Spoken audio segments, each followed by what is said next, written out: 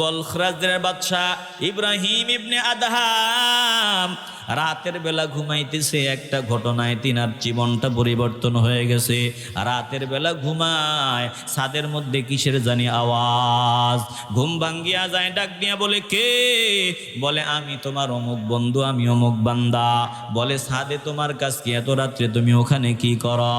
বলে, এখানে আমার ওই যে ওটটা হারায় গেছে, আমি ওটা খোঁজার জন্য আসছি। বলে, ও বোকা, তোমার ওট হারায় গেছে, তুমি ছাদের উপরে ওট খোঁজো? তোমার মতো বোকা এই জমিনে আর কেউ নাই। ছাদ কি ওটের উপরে খুঁজে পাওয়া যায় রে বোকা? আল্লাহর বান্দা ডাক দিয়া বলে, ও বলখ রাজ্যের বাদশা ইব্রাহিম ইবনে আদহাম, তুমি আমারে বোকা বললা, আমি তো দেখি তোমার চাইতে বড় বোকা আর কেউ নাই। আমি ওঠ হারাইছি, ছাদের ভিতরে ওঠ খুঁজিয়ে জন্য তুমি আমারে বোকা বললা। আর তুমি স্বর্ণের চেয়ারে বসো, স্বর্ণের খাটে ঘুমাও, আরামে জিন্দিগি কাটাও। তুমি আরামের জিন্দিগি কাটাইয়া মাওলারে পাইবা, এই চিন্তা আবার করো। তুমি তো, আমি যদি বোকা হই, তুমি ডাবল বোকা। তোমার মতো বোকা এই জমিনে আর কেউ নাই। একটা মাত্র আওয়াজ, ইব্রাহিম ইবনে আদহাম জীবনটাই পরিবর্তন হয়ে গেল। চিন্তা করলো, হ্যাঁ কথা তো সত্য। ও মুসলমান ইমানদার, পরিবর্তন হওয়ার জন্য বেশি কথা লাগে না, বেশি ওয়াজ লাগে না, অল্প ওয়াজেই যথেষ্ট। আল্লাহর বান্দা চিন্তা করে, কথা সত্য, আমি স্বর্ণের পালঙ্কে ঘুমাইয়া মাওলারে পাবো কেমনে? এবারে ইলমে মারিফত পাওয়ার জন্য তিনি মুহূর্তের মধ্যে বাদশাহী থেকে রিজাইন দিলেন, বাদশাহী বাদ দিয়া দিলেন, গোলামীর জিন্দেগি গ্রহণ করে নিলেন, ফকিরের পোশাক নিজের গায়ে জড়ায় নিলেন, আল্লাহর রাস্তায় বের হয়ে যায়। পথিমধ্যে নজর দিয়া দেখে একজন বান্দা, ধনী কোটিপতির বান্দা সন্তান, মদ বেশি পান করার কারণে বমি করিয়া অচেতন হয়ে রাস্তার কোনায় পড়ে আছে। আল্লাহর বান্দা ইব্রাহিম ইবনে আদহাম ওই মদ সেবন করনেওয়ালা বান্দার সামনে দাঁড়াইয়া চিন্তা করে, মালিক, মজনু যদি লাইলির প্রেমে পাগল হইয়া, লাইলির আশেক হইয়া যেই কুকুরটা লাইলির বাড়ির আশেপাশে ঘুরতো, ওই কুকুরটারে জড়ায়া ধইরা চুমু খায়, মানুষ জিজ্ঞাসা করে, কিরে তুই এতটাই পাগল নাকি? কুকুরকে কেউ চুমু খায়, কুকুরের পায়ে কেউ চুমু খায়? বলে, না না না, কিন্তু এই কুকুরটা বড় দামি কুকুর। কেন দামি কুকুর জানো নি? বলে, এই কুকুরটা আমার লাইলির বাড়ির আঙ্গিনায় ঘোরাফেরা করে, এ কুকুরটা আমার লাইলির কুকুর, এই জন্য কুকুরটা অনেক দামি। আল্লাহর ওলি ইব্রাহিম ইবনে আদহাম ডাক দিয়া বলে, মালিক, যদি মজনু লাইলির মহব্বতে কুকুরকে চুমু খায়, শত হলেও তোমার বান্দা, তোমার মহব্বতের সৃষ্টি, আজকে মদ পান করিয়া অচেতন হইয়া বমি করিয়া এখানে মাতাল অবস্থায় পড়ে আছে। আমি তোমার বান্দাকে খাতির যত্ন করব। গিয়া বান্দার মুখটা নিজের হাতে মুছে দিলেন, বমিগুলো শরীর থেকে মোছা শুরু করলেন। যেই মাত্র ওই মাদক সেবন করনেওয়ালার শরীরের মধ্যে আল্লাহর ওলি ইব্রাহিম ইবনে আদহামের শরীরের ছোঁয়া লাগছে, ঠান্ডা পানির ছোঁয়া লাগছে, ওর চেতনা ফিরে আসছে। নজর দিয়া দেখি বলখ রাজ্যের বাদশা ইব্রাহিম ইবনে আদহামকে দেখা যায়। ডাক দিয়া বলে, হুজুর, আপনি আমার সামনে আমার ওই ময়লাগুলো পরিষ্কার করতেছেন। আমি তো মাদক, আমি মদ সেবন করনেওয়ালা, আপনার মতো বান্দা আমার ময়লাগুলো নিজের হাতে পরিষ্কার করেন। আল্লাহর বান্দা ইব্রাহিম ইবনে আদহাম দরদ নিয়া ডাক নিয়া বলে, রে বান্দা, আল্লাহ তোকে দুনিয়াতে মদ পান করার জন্য পাঠান নাই, এখনো সময় আছে, মাওলার দরবারে খাঁটি তওবা কর, আমার আল্লাহ তোকে মাফ করে তার খাঁটি বান্দা বানায় নেবে। ওই যুবক ডাক নিয়া বলে, হুজুর, আপনি যদি মাওলারে পাওয়ার জন্য আপনার বাদশাহী কোরবানি দিতে পারেন, আমি কেন ওই আল্লাহর জন্য সামান্য মাদকাসক্ত আমি মদ ছাড়তে পারবো না? আমি তওবা করলাম, আমারে তওবা পড়ায়া দেন। এই যুবক তওবা পড়িয়া নেয়। মুসলমান ইমানদার, রাত্রের বেলা ইব্রাহিম ইবনে আদহাম আওয়াজ শুনতে পায়, আর ওই যুবককেও দেখতে পায়। ওই যুবক আল্লাহর প্রিয় বান্দা হিসেবে পরিগণিত হয়ে গেছে। এত দামি বান্দা হয়ে গেছে তদানীন্তন সময়ের। অন্য দামি যারা তাহাজ্জুদ পড়তো, নেক আমল করতো, তাদের চাইতেও এই যুবকের মর্তবা আল্লাহর দরবারে বাড়িয়া গেছে। বলে আল্লাহর দরবারে তার মর্যাদা কেন এত বেশি হয়? জানায়া দেওয়া হয়, ও ইব্রাহিম ইবনে আদহাম, তুমি মাওলার জন্য নিজের বাদশাহী ছাড়লা, গোলামীর জিন্দেগি গ্রহণ করলা, তুমি মাওলার জন্য এত বড় কোরবানি দিলা, তোমার জন্য মাওলা কিছু করবে না এটা হতে পারে না। তুমি যেই বান্দার হিদায়াতের চেষ্টা করবা, যেই বান্দার দেহে হাত বুলাইবা, আমার আল্লাহ ওই বান্দাকেই মাফ করে কবুল করে নেবে। আবু বকর সিদ্দিক রাদিয়াল্লাহু তাআলা আনহু আমার নবীজির সামনে বসা। একজন ইহুদি আসি আবু বকর রাদিয়াল্লাহু তাআলা আনহুর সাথে কোনো কারণে তার রাগ, এই জন্য ইচ্ছা মতো গালিগালাজ আরম্ভ করে দেয়। আবু বকর সিদ্দিক রাদিয়াল্লাহু তাআলা আনহু নবীজির সামনে আর কোনো বিষয় নিয়ে রাগ, ইহুদি আসিয়া আবু বকর রাদিয়াল্লাহু তাআলা আনহুকে ইচ্ছা মতো গালিগালাজ করতেছে। আবু বকর রাদিয়াল্লাহু তাআলা আনহু একবার ইহুদির দিকে নজর দেয়, আর একবার আমার নবীর দিকে নজর দেয়। তাকায় দেখে ওই ইহুদি যত গালির মিটার বাড়ায়া দেয়, আমার নবীর হাসির মিটার ততই বাড়ে। রাহমাতুল্লিল আলামিন শুধু মুস্কি মুস্কি হাসে, আর ইহুদি গালি দেয়। আবু বকর এক পর্যায়ে নিজেরও একটু মেজাজটা গরম হয়ে গেল, আমার এত গালি দেয়, একটা কথার জবাব দিয়ে ফেললেন। জবাবটা দিতে দেরি হয়, আমার নবী বসা থেকে দাঁড়ায় গেলেন, বেজার হয়ে গেলেন, চেহারা মোবারকটা মলিন করে ফেললেন। আমার নবী রওনা দেন। আবু বকর সিদ্দিক রাদিয়াল্লাহু তাআলা আনহু ডাক দিয়া বলি, ইয়া রাসূলুল্লাহ, মনে হয় আমি বড় কোনো ভুল করে ফেললাম, ক্ষমা চাই, মাফ চাই, আমাকে মাফ করে দেন, আমি বিরাট ভুল করে ফেলেছি। আপনার চেহারা মোবারক যে মলিন হয়ে গেছে, আপনি যে উঠে হাঁটা ধরলেন, এতেই বোঝা যায় মনে হয় আমি আপনার দিলে বড় কষ্ট দিয়া ফেলছি। ইয়া রাসূলুল্লাহ, আমি একটা জিনিস জানতে চাই। আমি দেখলাম লোকটা আমারে গালি দেয়, আপনি মুস্কি মুস্কি হাসেন। যেই মাত্র আমি একটা কথার জবাব দিয়ে দিলাম, জবাবটা দিতে দেরি হয়, আপনার হাসি মোবারক বন্ধ হয়ে গেছে, চেহারা মোবারক মলিন করে আপনি হাঁটা আরম্ভ করলেন। ব্যাপারটা তো বুঝলাম না, আপনি বা হাসলেন কেন? আবু বকরের কথার জবাবে আল্লাহর নবী বলেন, শোনো, তুমি যতক্ষণ পর্যন্ত চুপ ছিলা, তার কথার জবাব দাও নাই, ততক্ষণ পর্যন্ত আমি দেখছি আল্লাহ তোমার জন্য ফেরেশতা পাঠায় দিছে। ওই ফেরেশতা তার প্রত্যেকটা কথার জবাব দিতেছিল। যেই মাত্র তুমি জবাব দিলা, ফেরেশতা চলে গেছে, শয়তান কাছাকাছি ঘেঁষা আরম্ভ করেছে। কেন তুমি শয়তানরে সুযোগ দিলা?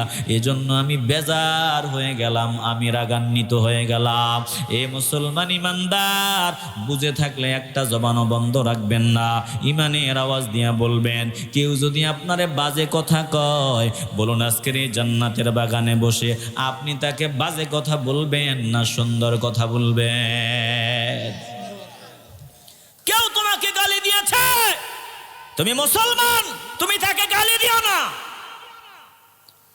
আজ মাহফিলে বসেও গালাগালি, যে যত জোরে যত বেশি গালি দিতে পারে, সে তত বড় বক্তা, তত বড় আল্লামা। কথা কয় না? আরে পরিবেশ তো এমন হয়ে গেছে, কষ্ট পাইতেছেন আপনারা? আমরাও পার্টি এমন যে গালি দেয় না কা, ওয়াহাবি করে বাঁশ দেয় না কা, ওয়াহাবি করে উঠার সময় কয় ওয়াহাবি করে বাঁশ দিয়ে ইচ্ছা মতো। আরে তুমি ইচ্ছা মতো ওরে বাঁশ দিলে ওরে তো সুন্নি বানাইতে পারবা না। কথা কয় না?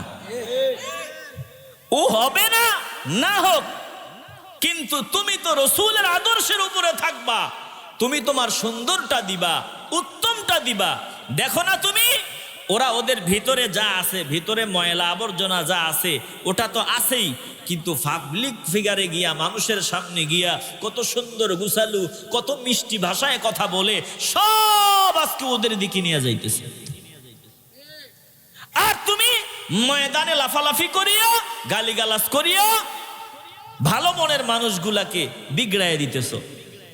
দত্তরি ওরা গালিগালাজ করে, উল্টাপাল্টা কথা কয়, এটা কোনো কথা হইল? ওই দিকে ওরা ঝুঁকে যাইতেছে। কথাগুলো যে বলতেছি মনে হয় এগুলো বাজে কথা, ভুয়া কথা। কথা কয় না, এগুলো বাজে কথা। তুমি উত্তমটা দেওয়ার চেষ্টা করো, যে বুঝে না তাকে বুঝাবার চেষ্টা করো। ওরটা হোক না হোক, কিন্তু তুমি তো সওয়াবের মালিক হয়ে গেছো। ও হেদায়েত হোক আর না হোক, তুমি সওয়াবের মালিক হয়ে গেছো। চিল্লায় বলবেন না আলহামদুলিল্লাহ। মুসলমান নবীর আশিকের দল, আজকের প্রিয় বান্দা, আজকে যারা আছেন, এখনো নাই আমি এমন বলি না, এখনো এই জমিনে অনেক প্রিয় বান্দা এমন আছেন যারা হাসি মুখে মানুষকে বুঝায়, যাদেরকে গালি দিলেও তারা গালি দেয় না, বরং সুন্দর কথার মাধ্যমে জবাব দেয়। এখনো আহলে সুন্নাত ওয়াল জামাতের ভিতরে আহলে হক এমন উলামায়ে কেরামের অভাব নাই। মুসলমান নবীর আশিকের দল, আল্লাহর ওলিরা, আল্লাহর প্রিয় বান্দারা, ওনাদের আদর্শ দেখায় দেখো। ওনাদের সবসময় চিন্তা ভাবনা একটাই থাকতো, যেভাবেই হোক একজন দুশ্মনকে আল্লাহওয়ালা কিভাবে বানানো যায়, একজন নবীর দুশ্মনকে কিভাবে নবীর পাগল বানানো যায়, কিভাবে আল্লাহ ভোলা বান্দাকে আল্লাহর পাগল বানানো যায়। এটাই ছিল পূর্বের আল্লাহর প্রিয় বান্দাদের চিন্তা চেতনা। চিল্লা এখন ঠিক কিনা? আমি সংক্ষিপ্ত দুই একটা ঘটনা আপনাদের শোনাই, অসুবিধা হবে আপনাদের? হাসান বসরি রহমাতুল্লাহি আলাইহি, তিনার পার্শ্ববর্তী একজন ছিল শামাউন, অগ্নি পূজক, আগুনের পূজারী। সারা জীবন হাসান বসরিরে বহু জ্বালান জ্বালাইছেন। এবার চারদিকে খবর চড়ায় গেল শামাউনের অবস্থা ভালো না, তার অবস্থা মরণাপন্ন, কঠিন রোগ, আর বাঁচবে না। সবাই তাকে দেখতে যায়।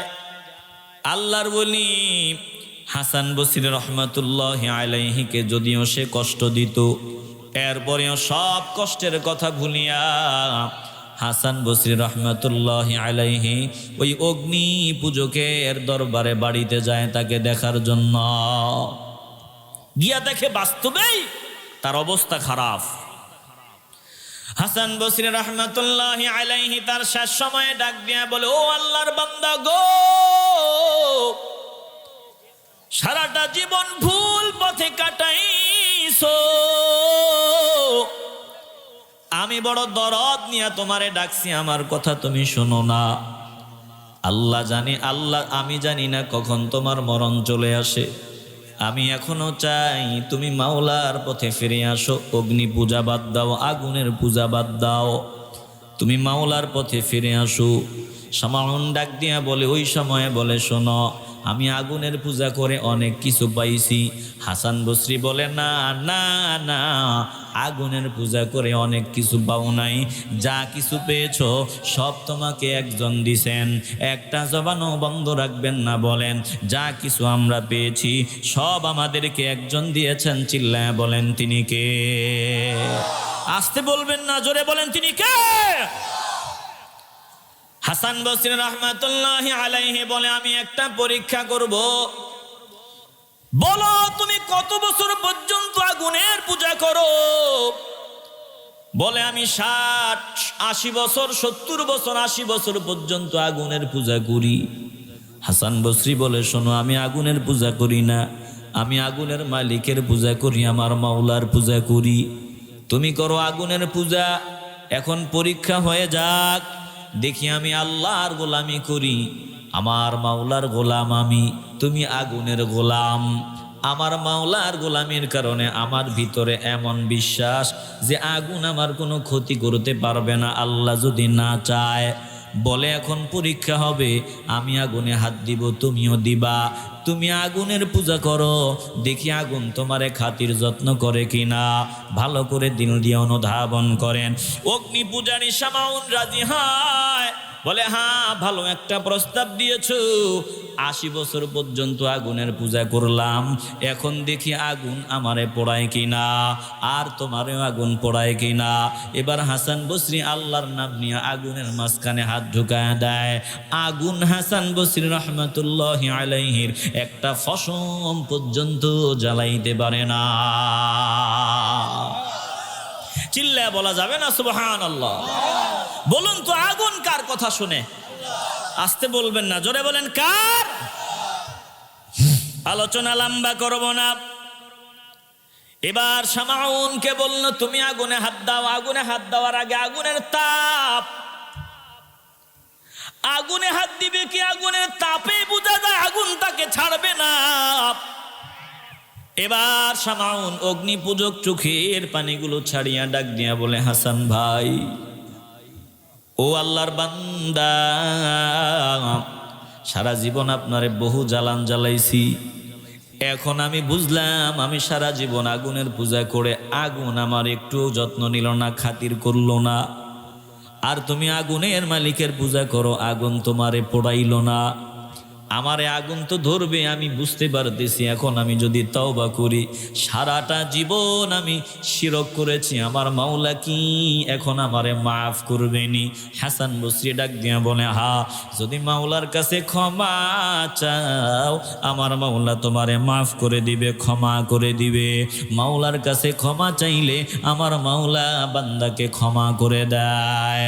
এবার শামাউন ডাক দিয়া বলে ক্ষমা যে করবে এটা নিশ্চয়তা কি? এক শর্তে আমি তওবা করতে পারি, কালেমা পড়তে পারি। বলে কি শর্ত আবার তুমি লাগাইতে চাও? বলে এই যে আমি তোমার একটা পত্র দিলাম, কাগজ দিলাম, সাদা কাগজ, এই কাগজের ভিতরে তুমি আল্লাহ যে আমাকে মাফ করে দিবে আর নিশ্চয়তা লিখে দিবা। হাসান বসরি রহমতুল্লাহি আলাইহি বলে দাও কাগজটা দাও। এই কাগজের ভিতরে কলম নিয়ে হাসান বসরি তার মাফের নিশ্চয়তা দিয়ে দিলেন, যদি তওবা করো ঈমান আল্লাহ মাফ করিয়া দিবেন। এবার সামনে যারা ছিল সব সকলের কাছ থেকে সিগনেচার নিয়ে, সাইন নিয়া এবার বলে শোনো, এই আমি এটা তোমার হাতেই দিলাম, এটা তোমার কাছে রেখে দাও। আমার ইন্তেকালের পর, আমার মরণের পর আমার একটা দাবি, তুমি নিজে আমার গোসলের ব্যবস্থা করে দিবা, দাফন কাফনের ব্যবস্থা করে দিবা, আর আমার কাফনের ভিতরে কাগজটা দিয়া দিবা। এটা হলো দলিল, এটা ভিতরে দিয়া দিবা। এ মুসলমান ইমানদার, আল্লাহর ওলি তো তাকে কিভাবে জাহান্নাম থেকে বাঁচানো যায়, কিভাবে জান্নাতি বানানো যায় এই চিন্তায় ব্যস্ত। এজন্য কাগজে সিগনেচার দিয়া দিলেন, সাইনও দিয়া দিলেন। আর রাতের বেলা মাওলাকে সেজদা দিয়া কান্না করতে করতে দিশেহারা কান্না করে আর বলে মালিক, আমি হাসান বসরি নিজেই জান্নাতি হই না জাহান্নামী হই আমার নিজের জানা নাই। আয় আল্লাহ, আমি তোমার অধিকারের মধ্যে হস্তক্ষেপ করলাম। জান্নাত দেওয়া বা জাহান্নাম দেওয়া এটা তো তোমার কাজ, এটা আমার কাজ না।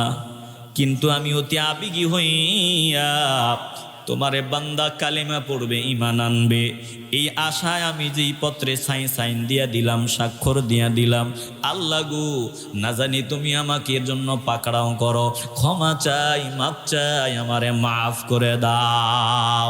আল্লাহর বান্দা এদিকে মাওলার কাছে ক্রন্দন করতেছে, কান্না করতেছে। আল্লাহ আমার নিজের তো গ্যারান্টি নাই আমি জান্নাতি হই না জাহান্নামী হই, কিন্তু তোমার একজন বান্দাকে আমি বাঁচাবার চেষ্টা করতে গিয়া অতি আবেগী হইয়া তোমার হস্তক্ষেপ আমি করে ফেলেছি। একটু দিল দিয়ে অনুধাবন করে নেন, বলেন জান্নাত দেওয়ার মালিক কে? একটা জবানও বন্ধ রাখবেন না, ইমানের আওয়াজ দিয়া বলেন জান্নাত দেওয়ার মালিক কে? জাহান্নাম দেওয়ার মালিক কে? আল্লাহর ওলি তো কান্না করতেছেন। ও মুসলমান ইমানদার, এ আগের প্রিয় বান্দাগুলা এমনে ছিল, আগের আল্লাহর প্রিয় বান্দাগুলা এমনে ছিল। ওই যে বলখ রাজ্যের বাদশা ইব্রাহিম ইবনে আদহাম রাতের বেলা ঘুমাইতেছে, একটা ঘটনায় তিনার জীবনটা পরিবর্তন হয়ে গেছে। রাতের বেলা ঘুমায়, ছাদের মধ্যে কিসের জানি আওয়াজ। ঘুম ভাঙ্গিয়া যায়, ডাক দিয়া বলে, কে? বলে, আমি তোমার অমুক বন্ধু, আমি অমুক বান্দা। বলে, ছাদে তোমার কাজ কি? এত রাত্রে তুমি ওখানে কি করো? বলে, এখানে আমার ওই যে ওটটা হারায় গেছে, আমি ওটা খোঁজার জন্য আসছি। বলে, ও বোকা, তোমার ওট হারায় গেছে, তুমি ছাদের উপরে ওট খোঁজো? তোমার মতো বোকা এই জমিনে আর কেউ নাই। ছাদ কি ওটের উপরে খুঁজে পাওয়া যায় রে বোকা? আল্লাহর বান্দা ডাক দিয়া বলো, বলখ রাজ্যের বাদশা ইব্রাহিম ইবনে আদহাম, তুমি আমারে বোকা বললা, আমি তো দেখি তোমার চাইতে বড় বোকার কেউ নাই। আমি ওঠ হারাইছি, ছাদের ভিতরে ওঠ খুঁজিয়ে জন্য তুমি আমারে বোকা বললা। আর তুমি স্বর্ণের চেয়ারে বসো, স্বর্ণের খাটে ঘুমাও, আরামে জিন্দিগি কাটাও। তুমি আরামের জিন্দিগি কাটাইয়া মাওলারে পাইবা, এই চিন্তা আবার করো। তুমি তো, আমি যদি বোকা হই, তুমি ডাবল বোকা। তোমার মতো বোকা এই জমিনে আর কেউ নাই। একটা মাত্র আওয়াজ, ইব্রাহিম ইবনে আদহাম জীবনটাই পরিবর্তন হয়ে গেল। চিন্তা করলো, হ্যাঁ কথা তো সত্য। ও মুসলমান ইমানদার, পরিবর্তন হওয়ার জন্য বেশি কথা লাগে না, বেশি ওয়াজ লাগে না, অল্প ওয়াজেই যথেষ্ট। আল্লাহর বান্দা চিন্তা করে, কথা সত্য, আমি স্বর্ণের পালঙ্কে ঘুমাইয়া মাওলারে পাবো কেমনে? এবারে ইলমে মারিফত পাওয়ার জন্য তিনি মুহূর্তের মধ্যে বাদশাহী থেকে রিজাইন দিলেন, বাদশাহী বাদ দিয়া দিলেন, গোলামীর জিন্দেগি গ্রহণ করে নিলেন, ফকিরের পোশাক নিজের গায়ে জড়ায় নিলেন, আল্লাহর রাস্তায় বের হয়ে যায়। পথিমধ্যে নজর দিয়া দেখে একজন বান্দা, ধনী কোটিপতির বান্দা সন্তান, মদ বেশি পান করার কারণে বমি করিয়া অচেতন হয়ে রাস্তার কোনায় পড়ে আছে। আল্লাহর বান্দা ইব্রাহিম ইবনে আদহাম ওই মদ সেবন করনেওয়ালা বান্দার সামনে দাঁড়াইয়া চিন্তা করে, মালিক, মজনু যদি লাইলির প্রেমে পাগল হইয়া, লাইলির আশেক হইয়া যেই কুকুরটা লাইলির বাড়ির আশেপাশে ঘুরতো, ওই কুকুরটারে জড়ায়া ধইরা চুমু খায়। মানুষ জিজ্ঞাসা করে, কিরে তুই এতটাই পাগল নাকি? কুকুরকে কেউ চুমু খায়, কুকুরের পায়ে কেউ চুমু খায়? বলে, না না না, কিন্তু এই কুকুরটা বড় দামি কুকুর। কেন দামি কুকুর জানো নি? বলে, এই কুকুরটা আমার লাইলির বাড়ির আঙ্গিনায় ঘোরাফেরা করে, এই কুকুরটা আমার লাইলির কুকুর, এই জন্য কুকুরটা অনেক দামি। আল্লাহর ওলি ইব্রাহিম ইবনে আদহাম ডাক দিয়া বলে, মালিক, যদি মজনু লাইলির মহব্বতে কুকুরকে চুমু খায়, শত হলেও তোমার বান্দা, তোমার মহব্বতের সৃষ্টি, আজকে মদ পান করিয়া অচেতন হইয়া বমি করিয়া এখানে মাতাল অবস্থায় পড়ে আছে। আমি তোমার বান্দাকে খাতির যত্ন করব। গিয়া বান্দার মুখটা নিজের হাতে মুছে দিলেন, বমিগুলো শরীর থেকে মোছা শুরু করলেন। যেই মাত্র ওই মাদক সেবন করনেওয়ালার শরীরের মধ্যে আল্লাহর ওলি ইব্রাহিম ইবনে আদহামের শরীরের ছোঁয়া লাগছে, ঠান্ডা পানির ছোঁয়া লাগছে, ওর চেতনা ফিরে আসছে। নজর দিয়া দেখি বলখ রাজ্যের বাদশা ইব্রাহিম ইবনে আদহামকে দেখা যায়। ডাক দিয়া বলে, হুজুর, আপনি আমার সামনে আমার ওই ময়লাগুলো পরিষ্কার করতেছেন। আমি তো মাদক, আমি মদ সেবন করনেওয়ালা, আপনার মতো বান্দা আমার ময়লাগুলো নিজের হাতে পরিষ্কার করেন। আল্লাহর বান্দা ইব্রাহিম ইবনে আদহাম দরদ নিয়া ডাক নিয়া বলে, রে বান্দা, আল্লাহ তোকে দুনিয়াতে মদ পান করার জন্য পাঠান নাই। এখনো সময় আছে, মাওলার দরবারে খাঁটি তওবা কর, আমার আল্লাহ তোকে মাফ করে তার খাঁটি বান্দা বানায় নেবে। ওই যুবক ডাক নিয়া বলে, হুজুর, আপনি যদি মাওলারে পাওয়ার জন্য আপনার বাদশাহী কুরবানি দিতে পারেন, আমি কেন ওই আল্লাহর জন্য সামান্য মাদকাসক্ত আমি মদ ছাড়তে পারবো না? আমি তওবা করলাম, আমারে তওবা পড়ায়া দেন। এই যুবক তওবা পড়িয়া নেয়। মুসলমান ইমানদার, রাত্রের বেলা ইব্রাহিম ইবনে আদহাম আওয়াজ শুনতে পায়, আর ওই যুবককেও দেখতে পায়। ওই যুবক আল্লাহর প্রিয় বান্দা হিসেবে পরিগণিত হয়ে গেছে, এত দামি বান্দা হয়ে গেছে তদানীন্তন সময়ের। অন্য দামি যারা তাহাজ্জুদ পড়তো, নেক আমল করতো, তাদের চাইতেও এই যুবকের মর্তবা আল্লাহর দরবারে বাড়িয়া গেছে। বলে আল্লাহর দরবারে তার মর্যাদা কেন এত বেশি হয়? জানায়া দেওয়া হয়, ও ইব্রাহিম ইবনে আদহাম, তুমি মাওলার জন্য নিজের বাদশাহী ছাড়লা, গোলামীর জিন্দেগি গ্রহণ করলা, তুমি মাওলার জন্য এত বড় কোরবানি দিলা, তোমার জন্য মাওলা কিছু করবে না এটা হতে পারে না।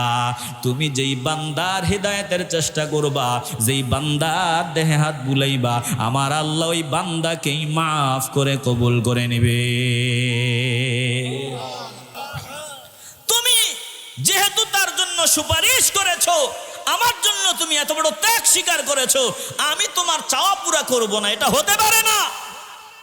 হাল জাযাউল ইহসান ইল্লাল ইহসান, বলে সহানুভূতির পরিবর্তে সহানুভূতি ছাড়া আর কিছুই না। তুমি মাওলার পথে চলবা, মাওলা তোমারে তার পথে চালাবে না, হতে পারে না। একটা জবানও বন্ধ রাখবেন না। দিলটা যদি পরিষ্কার হয়, ইমানের আওয়াজ দিয়া বলেন, আমরা মাওলার পথে চলে আসতে চাই কি চাই না? মুসলমান আগেকার আল্লাহর বান্দাদের কথাগুলো শোনো, কেমন ছিল তারা।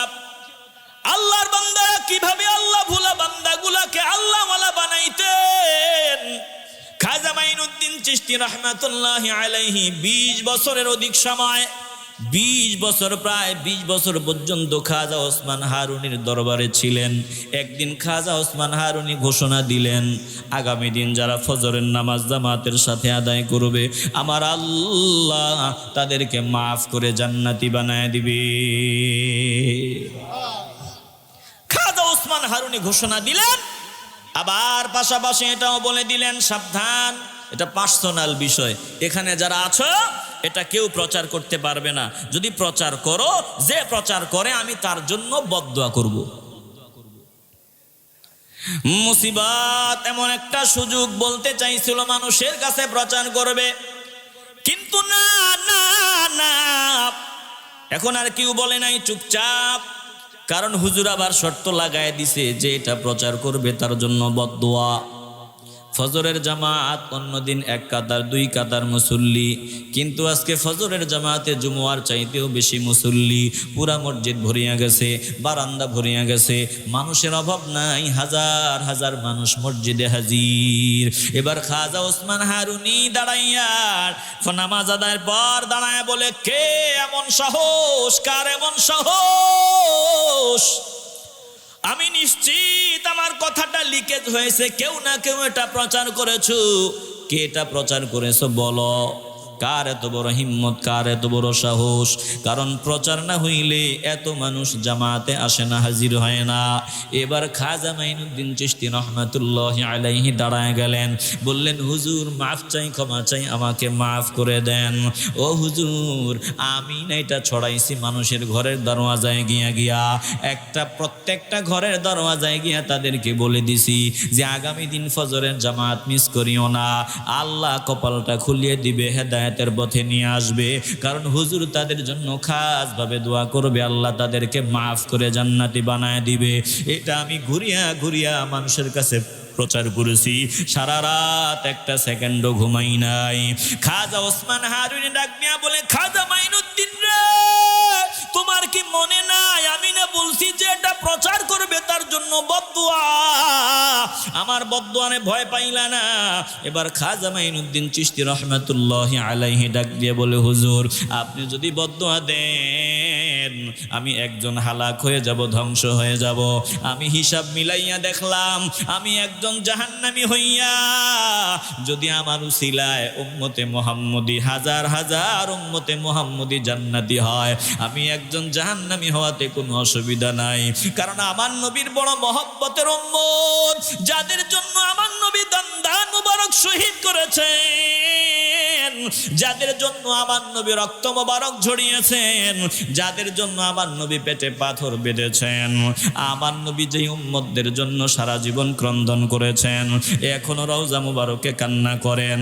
রওজা থেকে ওঠার পর যেই উম্মতের জন্য আমার নবী কান্না করবেন, পরিবার পরিজনদের চিন্তা করবেন না। যেই উম্মতের জন্য আমার নবী পাগল, আমার নবীর মহব্বতের হাজার হাজার উম্মত যদি আমি একজন জাহান্নামী হইলে বাকিরা জান্নাতি হয়, আপনি ইচ্ছা মতো বদদুয়া করেন, আমি জাহান্নামী হইলেও কোনো অসুবিধা নাই, কারণ আমার নবীর অনেক উম্মত জান্নাতি হয়ে যাবে। খাজা ওসমান হারুনি চোখের পানিগুলো ছাড়িয়া খাজা মাইনুদ্দিনকে বুকে জড়াইয়া বাতিনি খেলাফত দিয়া বলে, শুনিয়া লও, জান্নাতের মালিক আমি না, জাহান্নামের মালিক আমি না, বরং আমি নিজেও তো জাহান্নামের ভয়ে ভীত সন্ত্রস্ত। আমি নিজে জান্নাতি হতে পারি কিনা এটা তো আমি নিজেই চিন্তিত। আমি আবার কেমনে জান্নাত জাহান্নাম দিব? জান্নাত জাহান্নাম দেওয়ার মালিক তো আমার আল্লাহ। আমি একটু পরীক্ষা করতে চাইলাম আমার ছাত্রদের মধ্যে কার ভিতরে উম্মতে মুহাম্মদীর জন্য দরদ আছে, মায়া আছে, ভালোবাসা আছে। কে নিজেকে বিলীন করে দিয়া হলেও, নিজেকে শেষ করে দিয়া হলেও জাহান্নামী মানুষগুলারে জান্নাতি বানাইতে চায়? এই দরদ, দ্বীনের এই দরদ কার ভিতরে সব থেকে বেশি আছে? আমি এটা পরীক্ষা করতে চাইলাম। ও খাজা মাইনুদ্দিন চিশতি, আয় আয় আয় আমার বুকে আয়। আলহামদুলিল্লাহ আমি সফল, আমি পেয়ে গেলাম আমার উপযুক্ত একজন ছাত্র। আমি দোয়া করে যাই, আল্লাহ তোমার উসিলায় লক্ষ লক্ষ আল্লাহ ভোলা বান্দাকে, পথ ভোলা বান্দাকে আল্লাহ পথের দিশা দান করে দিবে। চিল্লে বলবেন না সুবহানাল্লাহ? আরে ভাই, আল্লাহ দোয়া কিভাবে কবুল করছে? এক সফরে বাংলাদেশে সফরে আসছে, আবার মায়ের কাছে ফিরে গেছে, চেহারাতে হাসি। মা বলে, বাবা এত হাসো কেন? বলে, মা আজকের সফরে হিসাব মিলাইয়া দেখলাম এই লম্বা সফরে, এই কয়েক মাসের সফরে আলহামদুলিল্লাহ 7 লাখ অমুসলিম কালেমা পড়ে নিয়েছে, ইসলামের সুশীতল ছায়ার তলে চলে আসছে। এক সফরে কয় লাখ? আসতে বলবেন না, জোরে বলেন কয় লাখ? বলে 70 লক্ষ মুসলমান তাওবা পড়েছে, আর গুনাহ করবেন, এজন্য খুশি। আল্লাহ কিভাবে দোয়া কবুল করেছেন গো ইমানদার মুসলমান? আল্লাহর প্রিয় বান্দারা ছিল এই রকম, গালি দিয়া না, ভালোবাসা দিয়া মানুষকে বুকে জড়ায় নাও। ভালোবাসা দাও, ভালোবাসা দিয়া মানুষকে বুকে জড়ায় নাও। এই যে আল্লাহর প্রিয় বান্দা, আল্লাহর প্রিয় বান্দা হাসান বসরি রাহমাতুল্লাহি আলাইহির কথা বলতেছিলাম। শামাউন যখন পত্রটা হাসান বসরির হাতে দিয়া দিল, এর কিছুদিন এর পরপরই শামাউন ইন্তেকাল করলো, জমিন থেকে বিদায় হলো, কালেমা তার নসিব হয়ে গেল। হাসান বসরির কান্না, ডাক দিয়া বলে, ও মালিক, আমি নিজেই তো জানি না আমি জান্নাতি নাকি জাহান্নামী। আমি তোমার অধিকারে হস্তক্ষেপ করলাম, তোমার এক বান্দাকে জাহান্নাম থেকে বাঁচাবার জন্য আমি সিগনেচার করে দিলাম। এখন ওই বান্দাকে কবর দেওয়ার পর হাসান বসরির কান্না বন্ধ হয় না, কারণ তিনি সব করলেন, কাফন দাফন করলেন, ওই কাগজটাও বান্দার কাফনের ভিতরে দিয়ে আসলেন, আর মাওলার দরবারে তিনি রাতের পর রাত কান্না করেন। রাত্রের বেলা তিনি শামাউনকে স্বপ্নে দেখেন, শামাউন জান্নাতের পাখি হয়ে আছে। শামাউন আল্লাহ তাআলা তাকে মর্যাদা দান করে দিয়েছেন, উঁচু মাকাম দান করে দিয়েছেন, তার কবরটা জান্নাতে টুকরা বানায় দিয়েছেন। এবার আল্লাহর ওলি নজর দিয়ে দেখেন, শামাউনকে দেখা যায় হাস্যোজ্জ্বল চেহারা। বলে, ও শামাউন, বল আল্লাহ তোমার সাথে কি আচরণ করেছে? বলে, হাসান, ও হাসান রহমতুল্লাহি আলাইহি শুনিয়ালন, আল্লাহ আপনার উসিলায় আমাকে মাফ করে দিছেন, আপনার পত্রটা বড় কাজে লাগছে, এই নেন আপনার পত্রটা, আপনি নিয়ে নেন, এটা আমার বড় কাজে লাগছে। আপনার কারণে জীবনের শেষ সময় কালেমা পড়ার কারণে আমার আল্লাহ আমার জীবনের সব গুনাহ মাফ করে আমার কবরটা জান্নাতের টুকরা বানায় দিছে। এবার হাসান বসরি রাহমাতুল্লাহি আলাইহির ঘুম ভাঙ্গার পর নজর দিয়া দেখে সত্য সত্যই তিনার কাছে ওই পত্রটা তিনার সামনে দেখা যায়। চিল্লায় বলবেন না সুবহানাল্লাহ? এই জন্য দিল দিয়ে অনুধাবন করেন, আল্লাহর প্রিয় বান্দারা ভালোবাসা দিয়া মানুষকে আল্লাহর দিকে ডেকেছেন। আল্লাহ বলেন ওয়ালা তাস্তাউইল হাসানাতু ওয়ালা সাইয়্যা, হাসানা আর সাইয়্যা কখনো সমান না, এক না। ইদফা বিল্লাতি হিয়া আহসান, আল্লাহ বলেন তোমরা মন্দের মোকাবিলা করো উত্তম দিয়া। এর দ্বারা কি হবে? ফাইদাল্লাযী বাইনাকা ওয়া বাইনাহু আদাওয়া, যে তোমার দুশমন, যার সাথে তোমার আদাওয়াতি আছে, দুশমনি আছে, কান্নাহু ওয়ালিয়ুন হামীম,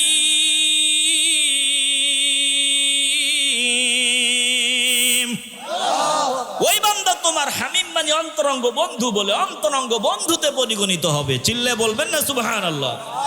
যে তোমার দুশমন গালি দিলে তুমি গালি দিও না, দুশমনকে ভালোবাসা দাও।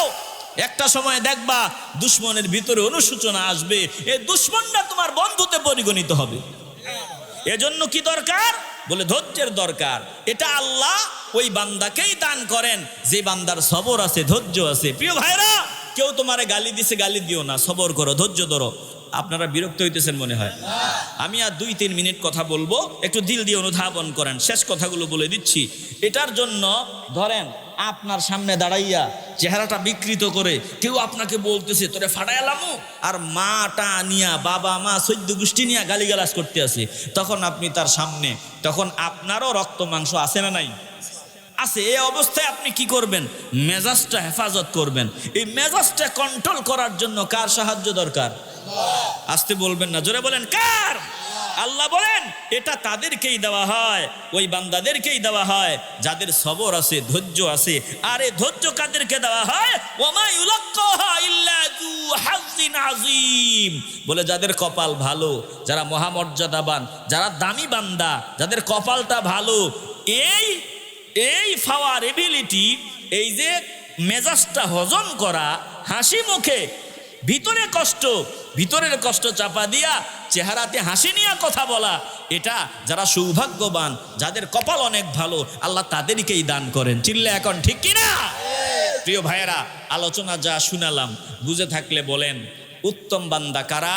আমি বলে দিচ্ছি, উত্তম বান্দা হলো তারা যারা মানুষকে আল্লাহর দিকে ডাকে। মানুষকে আল্লাহর দিকে ডাকে, তারা হলো উত্তম বান্দা। যারা এদের কথার চাইতে দামি কথা আর হতে পারে? কেউ আছে যে শুধু ডাকে কিন্তু নিজের ভিতরে আমল নাই, বলে ও না, ও আমিলা সালিহা, নিজেও নেকা আমল করে আর নিজেকে চূড়ান্ত বিনয়ী হিসাবে উপস্থাপন করে দেয়, বলে যে আমি মুসলমানদের অন্তর্ভুক্ত, মুসলিমিনদের অন্তর্ভুক্ত।